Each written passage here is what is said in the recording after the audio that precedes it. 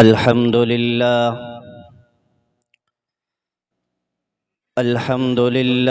वहदहु वकफ़ा वस्सलातु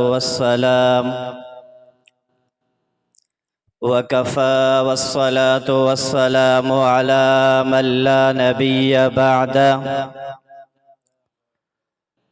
अम्मा बअदु फ़अऊज़ु बिल्लाहि मिनश शैतानिर रजीम बिस्मिल्लाहिर रहमानिर रहीम इन्नल्लज़ीना क़ालू रब्बुनल्लाह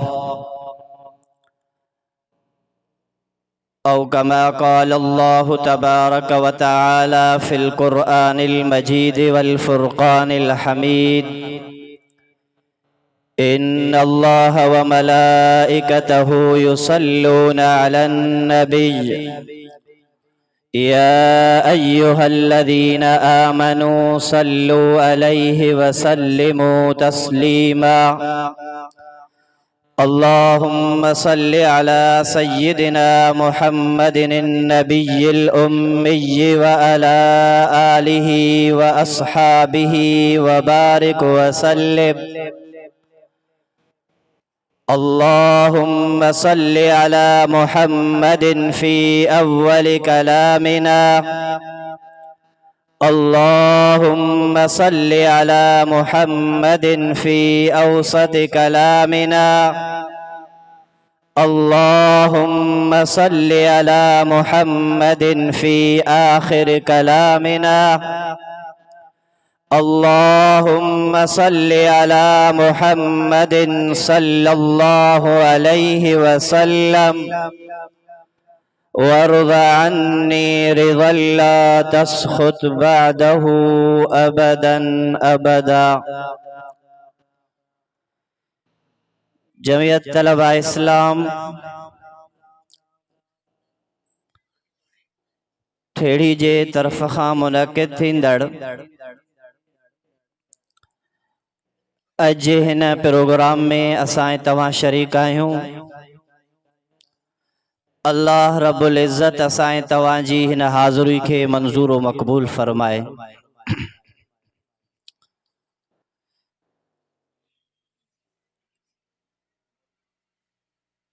जमियत तलबा इस्लाम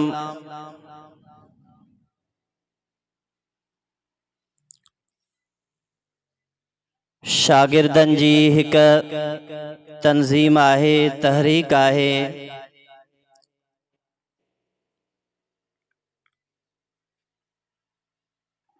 जंहिंजो बुनियाद अकाबिर उलमाए किराम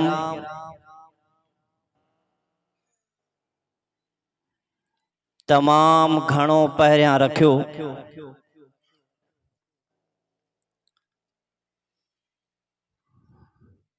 हिकड़ी जगह ते तमां ईअं पढ़ियो त दारुल उलूम देवबंद जे अकाबिर नौजवानन के एक प्लेटफार्म मुयसर करियो। उन वक़्त इन शागिर्दन जे तंजीम जो नालो रखियो वियो समरतुत तरबिया,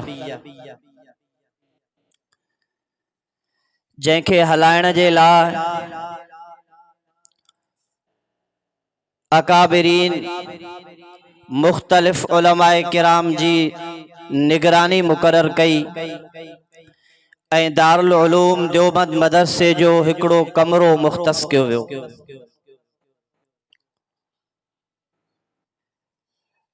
ऐं जॾहिं कुछ अॻिते अचूं था त इन साॻे समरतुत तरबिया इन शागिर्दन जे जमात जो नालो तब्दील थी करे हिन सिंध जी सरजमीन ते हैदराबाद जे पक्के किले में हजरत मौलाना उबैदुल्लाह सिंधी रहमतुल्लाह अलैह जमियत तलबा सिंध रखन था। जॾहिं हिन धरती ते पाकिस्तान वजूद में अचे थो ऐं अकाबिरीन जमीयत उलमा पाकिस्तान जो बुनियाद रखियो त महसूस क्यों त समरत तरबिया ऐं जमीयत तलबा सिंध जो पंहिंजे तंज़ीम जे मुआफ़िक़त ते हिकिड़ो नालो रखी नौजवाननि के वरी ॿीहर मैदान ते आणियो। इन जे करे हज़रत मौलाना मुफ्ती महमूद रहमतुल्लाह अलैह ऐं हज़रत शेख अहमद अली लाहौरी रहमतुल्लाह अलैह पंहिंजी मेज़बानी में लाहौर जे उन अजीम सरजमीन ते उन ई तंज़ीम जो जेको नालो रखियो उनके चइजे तो जमीयत तलबा इस्लाम पाकिस्तान। त जमीयत तलबा इस्लाम असांखे अकाबिर जे तरफ़ खां मिली। जेकॾहिं मां पंहिंजे अकाबिर जे हिक हिक अकाबिर जी तारीख़ के पढ़ां त टाइम पूरो थी वेंदो पर अकाबिर जी तारीख़ न गुज़रंदी। हिन जमीयत तलबा इस्लाम जे बुनियाद में जिन अकाबिरीन पंहिंजो इरादो रखी करे जमीयत तलबा इस्लाम असांखे ॾिनी उन्हनि में हिकु हज़रत अहमद अली लाहौरी रहमतुल्लाह अलैह भी आहे। अहमद अली लाहौरी रहमतुल्लाह अलैह हिकु उहा शख्सियत आहे जो मां चवंदो आहियां जेकॾहिं असां पंहिंजे अकाबिर तमाम जी तारीख़ नथा पढ़ी सघूं त फ़क़ति हिकु अहमद अली लाहौरी जी तारीख़ पढ़ूं त असांखे सॼे अकाबिर जी तारीख़ जी ख़बर पहुची वेंदी। तक़वा जो पैकर, अल्लाह जो बरगुज़ीदा बंदो, हमेशा खुदा के याद करण वारी शख्सियत ऐं उन्हनि जी ज़िंदगी अजीब आहे। लिखनि था त जॾहिं दारूल देवबंद में मौलाना अहमद अली लाहौरी पढ़नि पिया, इंतहाई मिस्कीन हा, गरीब हा। उन जा साथी लिखनि था त मौलाना अहमद अली लाहौरी रहमतुल्लाह अलैह उनखे पाइण जे लाइ हिकु वॻो हूंदो हो, पटको मथे ते ॿधल हूंदो हो। उन साॻे कपड़नि खे धोई करे वरी पाईंदो हो। उहो अहमद अली लाहौरी रहमतुल्लाह अलैह जॾहिं अकाबिरीन उनके चवनि था त अहमद अली तोखे ही फ़ैसिलो करणो आहे, असां तुंहिंजे लाइ हीअ शइ तय कई आहे, पंहिंजे अकाबिर जो लिहाज़ रखंदे पंहिंजी रब जी बारगाह में अची करे अल्लाह खां दुआ थो घुरे त अल्लाह जंहिं शइ जे लाइ मूंखे पंहिंजा अकाबिर चई रहिया आहिनि उहे त मूं में सलाहियतूं कोन्हनि, पर पंहिंजे मुंहिंजे अकाबिर जी लज रखंदे मां अहमद अली के इन ते इस्तिक़ामत अता फरमा। हिकिड़ो शख्स अचे थो जेको अची करे अकाबिरीन देवबंद के चवे थो त मां हिंदुस्तान जो सब खां वॾो ताजिर आहियां, वापारी आहियां, वॾी मूंखे मिल्कियत आहे, मां मालदार आहियां, पर मुंहिंजी वारिस हिकिड़ी न्याणी आहे, ॿी का बि मूंखे औलाद कान्हे का। इन जे करे मां चाहियां थो त मुंहिंजी इन न्याणी जो निकाह कंहिं अल्लाह वारे सां थिए। मां पंहिंजी न्याणी तव्हां वटि खणी आयो आहियां, इन जे करे तव्हां मूंखे घोट जो त मां पंहिंजी न्याणी जो निकाह करायां। अकाबिरीन नजर फेराए आखिर उन मिस्कीन ऐं गरीब शागिर्द अहमद अली लाहौरी जे तरफ मुतवज्जे थियनि था। पंहिंजो उस्ताद हजरत लाहौरी के चवे थो त अहमद अली तुंहिंजो निकाह करायूं था, छा तूं राज़ी आहे? चे साईं जेकॾहिं तव्हांजी मर्ज़ी आहे त अहमद अली कुछ ही नथो सघे, इन जे करे मां तैयार आहियां। हजरत अहमद अली लाहौरी रहमतुल्लाह अलैह निकाह जी तैयारी तो करे, साथ साथी ता चवन त तुझो निकाह त वेझो अची वियो आहे। अॼु तुझो निकाह थींदो, असर जी निमाज़ खां बाद में तुझो निकाह थियण वारो आहे। तू पंहिंजे निकाह जी तैयारी त करे अच।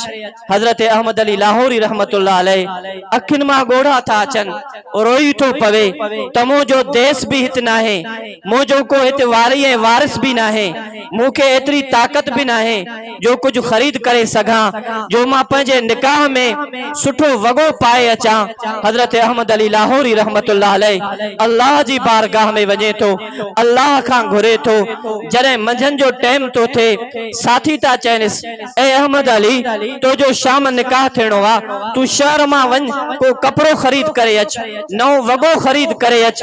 हज़रत अहमद अली लाहौरी रहमतुल्लाह अलैह चए थो, मूंखे त ताक़त ई कान्हे जो मां नओं वॻो ख़रीद करे अचां। हज़रत अहमद अली लाहौरी रहमतुल्लाह अलैह खे पंहिंजा साथी था चवनि, भला जेकॾहिं नओं वॻो ख़रीद नथो करे त कम से कम इन खे धोई अच, साफ़ त कर। शाम तुझो निकाह हुआ, सुठो कपिड़ो साफ़ कर, धोई करे सुकाए उनखे पाए। इन मेरनि कपिड़नि में तुझो निकाह कीअं थींदो? उहे माण्हू छा चवंदा, हेॾो अमीर तरीन माण्हू हुआ, उनजी न्याणी जो तोसां निकाह हुआ। हज़रत अहमद अली लाहौरी रहमतुल्लाह अलैह उन्हनि पंहिंजे कपिड़नि खे धोअण जे लाइ उहो पंहिंजो पुराणो साबुण खणी करे जॾहिं गुस्ल खाने में वञे थो, धोए थो, साफ़ थो करे, आलो थो करे, वरी तव करे सागो लिबास पाए ॿाहिरि थो निकिरे त कपिड़ा आला लॻा पिया आहिनि। हेॾां असर जी निमाज़ जो टाइम थी चुको आहे, निकाह मस्जिद में ऐलान थी चुको आहे त असर जी निमाज़ खां बाद मुत्तसिल निकाह थींदो। हज़रत अहमद अली लाहौरी रहमतुल्लाह अलैह उन ई कैफियत में, इन ई हालत में निकाह जी मजलिस में वेहनि था ऐं असां जा अकाबिर उन माण्हू खे ॿुधाइनि था त तुंहिंजे न्याणी जो खावंद ही आहे, तुंहिंजे न्याणी जे लाइ असां ही तलाश कयो आहे, उहो तो चवे त मूंखे ही क़बूल आहे। हज़रत अहमद अली लाहौरी रहमतुल्लाह अलैह जो जॾहिं निकाह तो थे, निकाह खां बाद में अकाबरीन मुशावरत करनि था त देवबंद मदरसे जो हिकिड़ो कमरो हज़रत अहमद अली लाहौरी रहमतुल्लाह अलैह जे लाइ ख़ासि कयो वञे, जंहिंमें ही पंहिंजी घरवारी सां ज़िंदगी गुज़ारे। उन इलाही पाड़े में महल्ले में हिकु कमरो ख़ासि थो कयो वञे, उते हज़रत अहमद अली लाहौरी पंहिंजी घरवारी सां ज़िंदगी गुज़ारे थो।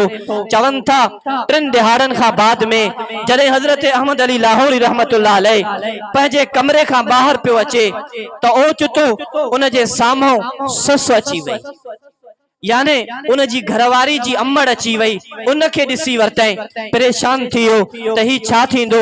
जॾहिं हीअ मुंहिंजी ससु मुंहिंजी घरवारी खां पुछंदी त तुंहिंजो निकाह जंहिं जॻह ते असां कयो आहे त केतिरो तोखे सुख मिलियो आहे, इहो केतिरो अमीर माण्हू आहे, मां उनखे छा ॿुधाईंदमि। हाणे त मुंहिंजे अकाबिर जी तौहीन थींदी, मुंहिंजे असातिज़ा जे फ़ैसिले ते हथ खजंदा। हज़रत अहमद अली लाहौरी रहमतुल्लाह अलैह पंहिंजे ससु खे ॿुधाए थो त तुंहिंजी न्याणी मुझे घर में वेठी आ ऐं मां अचां थो, तू ओरे हल। हज़रत लाहौरी रहमतुल्लाह अलैह देवबंद जी मस्जिद में अचे थो, वुज़ू करे थो, नफ़िल पढ़े थो, सजदे जी हालत में रोए थो, अल्लाह खां दुआ थो घुरे, ए मुंहिंजा खुदा, मां पंहिंजे अकाबिर जी लज रखी ही, मां पंहिंजे अकाबिर जे फ़ैसिले खे क़बूल कयो हो। हाणे ख़बर नाहे त उन्हनि जे फ़ैसिले ते कहिड़ियूं ॻाल्हियूं थींदियूं, कहिड़ा हथ खजंदा। ए अल्लाह, जीअं मां पंहिंजे असातिज़ा ऐं अकाबिर जो अदब एहतराम करे उन जे फ़ैसिले ते लब्बैक चई उन्हनि जो एहतराम कयो हो। ए खुदा, तू मुझे अकाबिर जी लज रखजां। हज़रत अहमद अली लाहौरी रहमतुल्लाह अलैह अल्लाह जी बारगाह में रोए थो। जॾहिं रोई रोई अल्लाह खां दुआ घुरी वापसि अचे थो ऐं जॾहिं दरवाज़े ते पहुचे थो त उन जी उहा ससु वरी मिले थी त हज़रत अहमद अली लाहौरी रहमतुल्लाह अलैह पुछनि था त तव्हां पंहिंजी न्याणी का हाल अहवाल वरतो, उन तव्हां खे छा कार गुज़ारी ॿुधाई त उहा पोड़ी अमर थी चए त मुंहिंजी न्याणी मूंखे ॿुधायो त ए मुंहिंजी अमर, तव्हां अमीर हुयो, तव्हां वटि हेतिरी ज़िंदगी गुज़ारी, पर एतिरो सुकून मूंखे तव्हां वटि न मिलियो जेतिरो हिन ग़रीब अहमद अली लाहौरी जे कमरे में मूंखे सुकून मिलियो आहे। पंहिंजे अकाबिर जे फैसले के जॾहिं लबैक चए ऐं दुनिया ॾिठो तारीख़ लिखे थी जॾहिं हज़रत अहमद अली लाहौरी रहमतुल्लाह अलैह पंहिंजी घरवारी वठी लाहौर जे उन शहर में आयो, लाहौर जे उन मरकज़ में आयो। लाहौर वारा ॿुधाइनि था, किताबनि में लिखनि था त असां उहो वक़्तु बि ॾिठोसीं जो जॾहिं अहमद अली लाहौरी सां मिलण वेंदा हुआसीं, उन जी खानकाह ते वेंदा हुआसीं त हिकु न सवे औरतूं लाहौर जूं असांखे अहमद अली लाहौरी जे दरवाज़े ते नज़र ईंदियूं हुयूं ऐं जॾहिं उन्हनि खां पुछबो हो त तव्हां छा कंदियूं ऐं छो लाइन में बीठियूं आहियो, सभु चवंदियूं हुयूं त असां हिन जे लाइ बीठियूं हुयूं त असांखे नंबर मिले त अहमद अली जे घर जी सफ़ाई करे।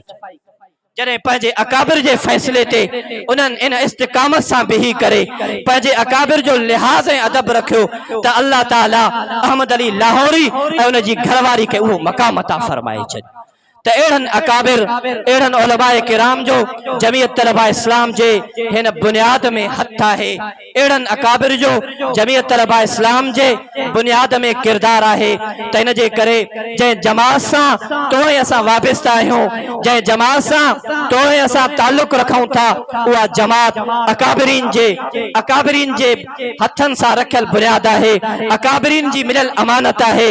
ऐं उहे अकाबिर जॾहिं उहो अहमद अली लाहौरी रहमतुल्लाह अज भी अमरोट दरगाह ते वन तोखे उहो मिंबर तोखे उहो कुबो ॾेखारींदा, तोखे उहा जगह ॾेखारींदा जिथे अहमद अली लाहौरी लाहौर खां पंध करे पंहिंजे रब खे राज़ी करण जे लाइ अमरोट जी मस्जिद में एतिकाफ में वेंदो हो, दुआऊं घुरंदो हो।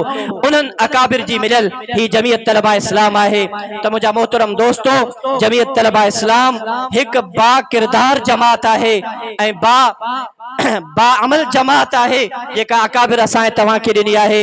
ऐं जमीयत तलबा इस्लाम जेको प्रोग्राम खणी करे निकिती आहे उहो प्रोग्राम बि सभ खां बहितरीन आहे।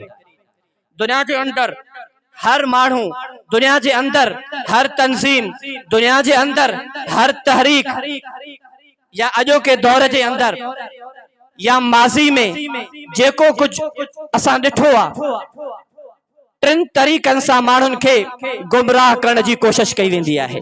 टिन तरीक़नि सां सभ खां पहिरियां इहा शइ थींदी आहे जो माण्हुनि खे दीन खां बेज़ार बणायो वेंदो आहे, ख़ुदा खां ई बेज़ार बणायो वेंदो आहे। त छाजो ख़ुदा? दुनिया में तो खुदा आहे कोन। जॾहिं ख़ुदा कोन्हे त पोइ नमाज़ छाजी, पोइ रोज़ो छाजो, पोइ हज छाजो, पोइ ज़कात छाजी, पोइ क़ुरान छाजो, पोइ नबी छाजो। सब खां पहिरियां जेका फितना नौजवाननि जे ज़हन में आदा वेंदा आहिनि उहे इहा ॾींदा आहिनि त तव्हां आज़ाद आहियो, तव्हां कंहिंखे बि न मञियो, कोई ख़ुदा कोन्हे, कोई नबी कोन्हे, कोई दीन कोन्हे, हिंदू बि साॻी शइ आहे, मुस्लिम बि साॻी शइ आहे, का ॻाल्हि ई कान्हे, मर्द बि साॻी शइ आहे, औरत बि साॻी शइ आहे। त इन जे करे जमीयत तलबा इस्लाम इन्हनि समूरनि असमनि जो रद्द कंदे हिकु नारो ॾिनो त न, दुनिया ही हेॾो वॾो निज़ाम, ही हेॾो वॾो कारखानो बग़ैर हलाइण जे कीअं हली सघे थो। तुंहिंजे मुंहिंजे शहर में लॻल हिकिड़ो नंढड़ो कारखानो हेतिरे मालिक खां सवाइ, मज़दूरनि खां सवाइ नथो हली सघे त ही ख़ुदा जो ठहियल सॻो कारखानो ऐं ही सॼो निज़ाम ख़ुदा खां सवाइ कीअं थो हली सघे? नथो हली सघे। इन जे करे जमीयत तलबा इस्लाम उन्हनि खे मोचड़ो हयो ऐं उन्हनि खे ॿुधायो त असां ख़ुदा परस्त आहियूं, ख़ुदा चाहियूं था, ख़ुदा खां सवाइ का बि शइ न आहे, ख़ुदा जो वजूद ज़रूरी आहे, ख़ुदा जे वजूद खां सवाइ का शइ थी नथी सघे पई। तू न हुए बि ख़ुदा हो, तू न हूंदे बि ख़ुदा हूंदो, का शइ न हुई बि ख़ुदा हो, का शइ न हूंदी बि ख़ुदा हो, ख़ुदा आहे। इन जे करे अॼु जेके फितना हलनि था ख़ासि तौर ते नौजवाननि ते इहा महिनत कई थी वञे त तव्हां ख़ुदा छा आहे, ऐं पोइ इन नमूने ते अल्लाह रब्बुल इज़्ज़त जी तौहीन कई थी वञे पई। इन जे करे जमीयत तलबा इस्लाम असांखे ख़ुदा परस्त बणाए थी। असां ख़ुदा परस्त आहियूं, असां उहा तंज़ीम आहियूं, असां उहा मख़लूक आहियूं जो ख़ुदा खे चाहियूं था। ही आसमान पाण न ठहिया आहिनि, ही ज़मीनूं पाण न ठहिया आहिनि। हज़रत आदम अलैहिस्सलाम खां वठी हज़रत मुहम्मद रसूलुल्लाह सल्लल्लाहु अलैहि वसल्लम ताईं जेके अंबिया आया इहे ख़ुदा जी ज़ात आंदा, ही सॼो निज़ाम ख़ुदा पियो हलाए। इन जे करे असांखे ख़ुदा परस्त थियणो पवंदो। दुनिया के अंदर यो आम फितनो थी चुको है हिन वक्त खास तौर ते नौजवान इन जे वर थींदो पियो वने। मां जमीयत तलबा इस्लाम जे नौजवानन के गुजारिश कंदुम त तवां के जेका अकाबिर जमात ॾिनी आहे उहा इन जे लाइ न ॾिनी आहे त उहदा वठी करे मंजिल माणे करे पंहिंजे प्रोग्राम खां हटी करे फ़क़त ईअं ज़िंदगी गुज़ारियूं न। असांखे अकाबिर इन जे लाइ जमात ॾिनी आहे त जीअं असां ख़ुदा परस्त हूं तीअं तव्हां बि ख़ुदा परस्त बणिजो। जॾहिं असां ख़ुदा परस्त थींदासूं त पोइ असां क़ौम परस्त न थींदासूं। जॾहिं असां ख़ुदा परस्त थींदासूं त पोइ असां मफ़ाद परस्त न थींदासूं। जॾहिं असां ख़ुदा परस्त थींदासूं त पोइ गर्ज़ परस्त न थींदासूं। इन जे करे जमीयत तलबा इस्लाम में जेको साथी अचे थो उनके ख़ुदा परस्त हुजणु घुरिजे। मुंहिंजी मेहनत ख़ुदा जे लाइ, मुंहिंजी जफ़ाकशी ख़ुदा जे लाइ, मुंहिंजो कमु करणु ख़ुदा जे लाइ। जेकॾहिं मूंखे मफ़ाद हुजे त मां कमु कयां त पोइ इहा ख़ुदा परस्ती न आहे। मूंखे उहिदो हुजे त कमु कयां पोइ इहा ख़ुदा परस्ती न आहे। जमीयत तलबा इस्लाम असांखे ख़ुदा परस्ती सेखारे थी। चाहे मूंखे मंज़िल मिले तब मां ख़ुदा परस्त, चाहे के मंजिल न मिले तब मां खुदा परस्त। मां उन खुदा जा नारा लगाईंदो रहंदुसि। जमीयत तलबा इस्लाम जे प्लेटफॉर्म तां उन खुदा जी तारीफ़ कंदो रहंदुसि। इन जे करे असांखे खुदा परस्त थियणु घुरिजे। मफ़ादात ऐं तमाम शयुनि खां हटी करे हिक अल्लाह जी रज़ा जे लाइ मैदान ते अचणो पवंदो ऐं खुदा जी मोहब्बत पंहिंजी दिलि में पैदा करणी पवंदी। तॾहिं असां कंहिं मंजिल ते रसी सघंदासूं। जेकॾहिं असांजी दिलि में खुदा जी मोहब्बत न आहे त पोइ असां बि मंजिल न माणे सघंदासूं। ऐं खुदा जी मोहब्बत हासिल करणु लाज़मी आहे। अॼु दुनिया में अहिड़ा फितना अचनि था जो माण्हू खे खुदा जी मोहब्बत खां परे करण जी कोशिश कई पई वई। अगरि मुंहिंजे नज़र मां हिकिड़ी अजीब पोस्ट गुज़री ऐं जॾहिं मां उन पोस्ट के पढ़ियुमि ऐं पोइ मां सम्झुमि त वॾी मेहनत थी रही आहे त ख़ुदा खां माण्हू बेज़ार थियनि, माण्हू ख़ुदा खे छॾनि, ख़ुदा छॾींदा मज़हब छॾींदा। अजीब उहा पोस्ट हिकिड़े माण्हू लिखी। वो छा पियो लिखे, चए पियो त हिकु दफ़े मां राति जो हिकिड़े पार्क में वेठो हुउमि। पार्क में वेठो हुउमि, उते मां हुउमि, ॿियो मुंहिंजो महबूब हो। उते मां हुउमि, ॿियो मुंहिंजो महबूब हो। उन सां वॾी मुंहिंजी कचहरी थी, वॾी मोहब्बत जूं ॻाल्हियूं थियूं। जॾहिं महबूब खां मोकिलाए मां वापसि आयुमि ऐं गाॾी में वेठुमि त गाॾी में एसी बि हले पई ऐं गाॾी थधी ही, अञा गरम बि न थी। हुन काॾे इशारो कयो हुयो, नऊज़ बिल्लाह, इन हुज़ूर अकरम सल्लल्लाहु अलैहि वसल्लम जे मेराज ते तंज़ कई, जंहिंमें नबी अकरम सल्लल्लाहु अलैहि वसल्लम जन फरमायो त जॾहिं मां मेराज ते वियुमि एतिरी देर में वियुमि ऐं वरी मां वापसि आयुमि जो जॾहिं पंहिंजे बिस्तरे ते आयुमि अचे थो कुझु किताबनि में त बिस्तरो गरम हो, वुज़ू वारो पाणी न सुकियो हो। इहो जेको साईं जन अंदाज़ अपनायो हो, हिन तंज़िया तौर ते उन हुज़ूर अकरम सल्लल्लाहु अलैहि वसल्लम जे मेराज जी तौहीन पई कई। त अहिड़े क़िस्म जा फितना, अहिड़े क़िस्म जूं शयूं थियनि पयूं। इन जे करे असां तव्हांखे इन्हनि सां मुक़ाबले जे लाइ ख़ुदा परस्त थी करे मैदान ते अचणो पवंदो। उन खां बाद में दुनिया जेका धोखो थी ॾे हिन नौजवाननि खे, हिन मख़लूक खे, उहा इहो थी ॾे त असां त इंसाननि जी ख़िदमत कंदा आहियूं, असां त इंसानियत चाहियूं था, असां इस्लाम नथा चाहियूं, असां को फ़िरक़ो नथा चाहियूं, असां को मज़हब नथा चाहियूं, असां त इंसानियत जी ॻाल्हि था कयूं, पोइ चाहे उहो इंसान कहिड़ो बि हुजे। अहिड़ो नारो ॾेई करे नौजवाननि खे रस्ते सां हटाइण जी कोशिश कई पई वञे। चयो पियो वञे त इस्लाम इंसानियत जी ॻाल्हि न पियो करे, इस्लाम इंसानियत जी ख़िदमत जी ॻाल्हि न पियो करे। इन जे करे अकाबरीन जमीयत उलमा इस्लाम, जमीयत तलबा इस्लाम खे हिकु नारो ॾिनो त असां ख़ुदा परस्त बि आहियूं त इंसान दोस्त बि आहे। इंसान दोस्त भी असांजो नारो आहे। ऐं जेकॾहिं इंसान जी बहितरीन नमूने ख़िदमत कई आहे त उहा इस्लाम कई आहे ऐं इस्लाम ई असांखे इंसानियत सेखारी आहे। ॿियनि त शयुनि असांखे त हैवानियत सेखारी आहे। हुज़ूर अकरम सल्लल्लाहु अलैहि वसल्लम जे ज़िंदगी ते नज़र कयो त हुज़ूर अनवर सल्लल्लाहु अलैहि वसल्लम असांखे कहिड़े बहितरीन नमूने इंसानियत जी ख़िदमत ऐं इंसानियत जो अदब ऐं एहतराम ॿुधाइनि था पिया। हिकिड़ो गवर्नर आहे जेको वक़्त जो उन उनके जॾहिं गिरफ़्तार करे हुज़ूर अकबर सल्लल्लाहु अलैहि वसल्लम जी ख़िदमत में आंदो थो वञे, उनके हथ ॿधा था वञनि, जॾहिं उन्हनि जे पेरनि में कड़ियूं लॻल आहिनि, उनजो मुंहुं हेठि आहे, जॾहिं साईं जन जी ख़िदमत में अचे थो, साईं जन पुछा था करनि सहाबा खां त ही केरु आहे? जे साईं फिलाणे इलाइक़े जो गवर्नर आहे या उन्हनि जो माण्हू आहे, बहरहाल अमीर माण्हू आहे। नबी अकरम सल्लल्लाहु अलैहि वसल्लम फरमाइनि था इन जा हथ खोलियो, इन जा पेर खोलियो, इन जे मुंहं खे मथे कयो ऐं हुज़ूर अनवर सल्लल्लाहु अलैहि वसल्लम उन कैदी सां ॻाल्हाइनि था त तूं मूं ॾे नज़र त कर, मां मोहम्मद तोसां ॻाल्हाइण चाहियां थो, मारे नज़र त कर, मां मोहम्मद तोसां ॻाल्हाइण चाहियां थो। यकीनन तूं हिकु काफ़िर आहीं ऐं तूं कैदी थी करे आयो आहीं ऐं मुंहिंजा सहाबी ॿुधाइनि था त तूं वॾो ज़ुल्म बि कयो आहे, पर मां मोहम्मद खे ॾिस त सही, मां तोसां कुझु ॻाल्हाइण चाहियां थो, मां तोसां गुफ़्तगू करणु चाहियां थो, पर उहो पंहिंजे बुग़्ज़ में आहे, नफ़रत में आहे, पंहिंजी कावड़ में आहे, हुज़ूर जे तरफ़ नथो वहिजाए, नथो तके। अल्लाह जा नबी ॿियो फ़ैसिलो सादिर फरमाइनि था, पाण फरमायाऊं सहाबियो इन जा हथ खोलिया अथव, हिन जा पेर खोलिया अथव, चे हा साईं, चे हाणे हिन खे चओ तूं आज़ाद आ, तूं आज़ाद आ, तोखे मां मोहम्मद आज़ाद करे छॾियो। जॾहिं वो वापस थो वञे, पंहिंजे पेरनि ते पहुते थो वञे, हुन जे दिल जो इंसान जागी थो पए, हुन जी दिल में धक थो लगे त यार ही छा आहे, मां त कैदी थी आयो हुउसि, मां त गुलाम थी आयो हुउसि, मां त नौकर थी आयो हुउसि, मां त आजिज़ थी आयो हुउसि, छड़ो उन मूंखे इहो चयो हो त मुंहिंजे चेहरे ॾे ॾिस त मां तोखे कुझु चवणु चाहियां थो, मां हुन जी इहा शइ बि न क़बूल कई, हुन मूंखे आज़ाद करे छॾियो। लगे थो त इहो हक़ आहे, उहो साॻो वापस थो अचे, हुज़ूर जी ख़िदमत में अचे थो। साईं जन फरमायस त वरी तू छो वापस आए, चे मूंखे तव्हां जे ॻाल्हियुनि वक़्ते वञण न ॾिनो ऐं मुंहिंजे अंदर जो इंसान जागी पियो आहे, कलमो पढ़ी करे मुसलमान पियो थिए। इंसानियत इस्लाम सिखारी आहे, कैदिन सां बेहतरीन नमूने उथण ऐं वेहण त इस्लाम सिखारियो आहे, पर तव्हां कैदिन सां कहिड़ा रवैया इख्तियार कया, तव्हां मुसलमान कैदी हुजनि या गैर मुस्लिम कैदी हुजनि, हिकु तारीख़ आहे। जेकॾहिं इन्हनि सरमाएदारनि ऐं इन्हनि साम्राजनि जे इन ज़ुल्म खे बयानु कजे त टाइम गुज़री वेंदो, पर इन्हनि जा ज़ुल्म ऐं बर्बरतियूं बयानु न थी सघंदियूं। इन जे करे जमीयत तलबा इस्लाम बि इंसान परस्त, इंसान दोस्ती जो सबक़ थी ॾे।